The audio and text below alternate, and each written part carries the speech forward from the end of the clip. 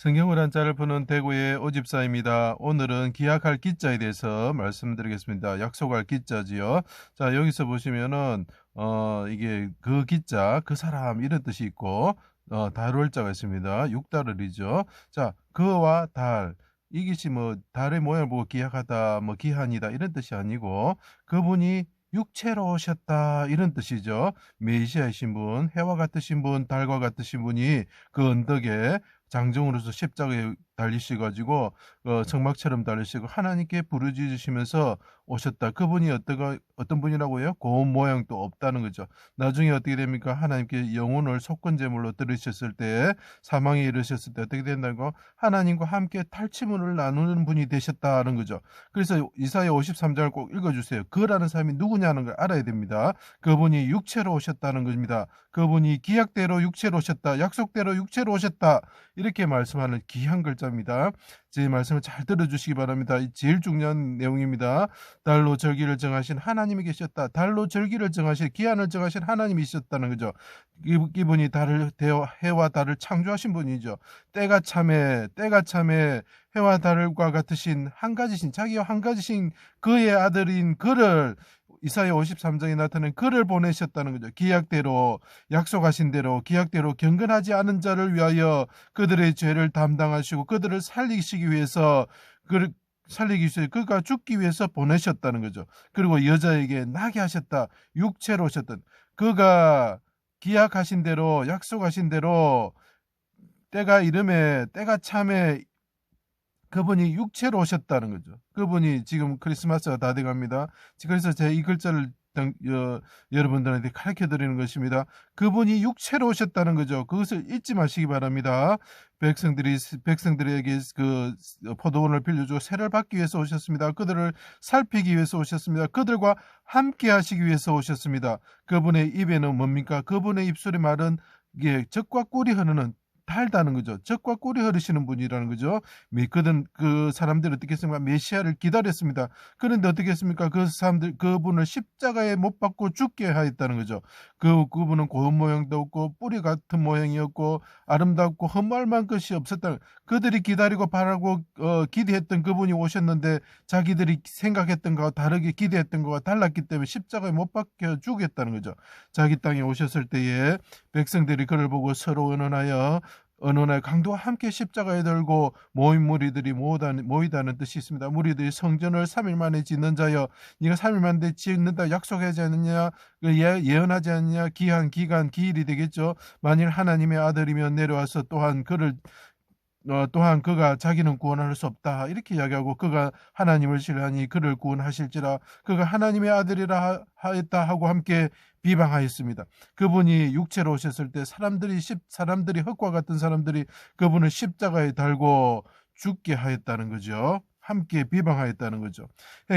해와 달이 빛을 잃을 때에 해와 달이 빛을 잃을 때에 나의 하나님 어찌하여 나를 부르셨습니까? 내 영혼 아버지 손에 부탁합니다.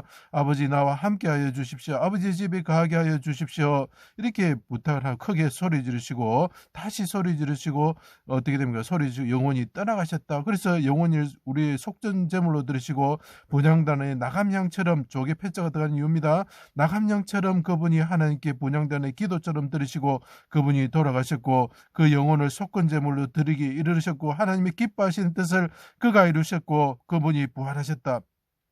그분이 죽음의 이름으로 어떻게 됩니까? 그분이 부자와 함께 부자는 누굽니까? 하나님이 나라를 기다리던 마리마다 요셉이죠. 그는 기다리다는 뜻이 또 포함이 됩니다. 그분이 부자와 함께 있었고 무덤이 악인과 함께 있으셨다.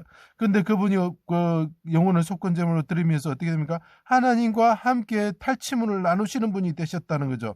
그분이 부활하셨습니다. 자, 이것을 조금 다시 앞에 내용을 돌아가겠습니다. 이사야의 약속대로 이사야의 예언대로 처녀가 잉태하여 아들을 낳을 것이요 그 천사가 그 마리아를 찾아왔습니다.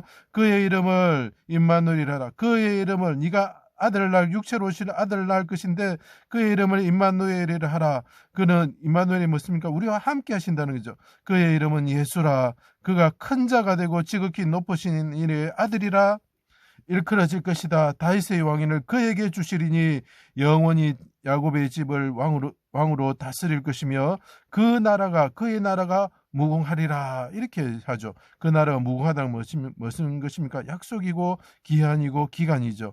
기약하는 거죠. 그죠?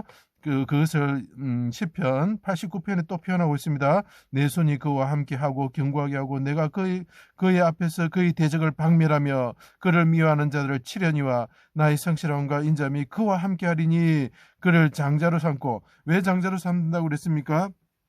하나님이라 나를 아버지라 나를 반석이라 부르는 자를 다윗 왕으로 삼고 기름을 부을 것이다 했습니다. 그를 장자로 삼고 세상 왕들의 지존자로 삼아 그의 왕위가 해와 같이 내 앞에 항상 있고 기약이죠. 달과 같이 영원히 견고하게 되리라.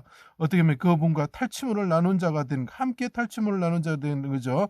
그를 개념을 이해를 하셔야 됩니다. 그분이 평화의 터에 오셨을 때 그분이 십자가에 달리셔서 바둑의 알처럼 용사처럼 부르짖으시고 그분이 거친 돌이 되시고 성전의 모퉁이 돌이 되셨던 분이 육체로 오셨다는, 기약대로 약속하신 대로 이 땅에 오셨다는 거죠.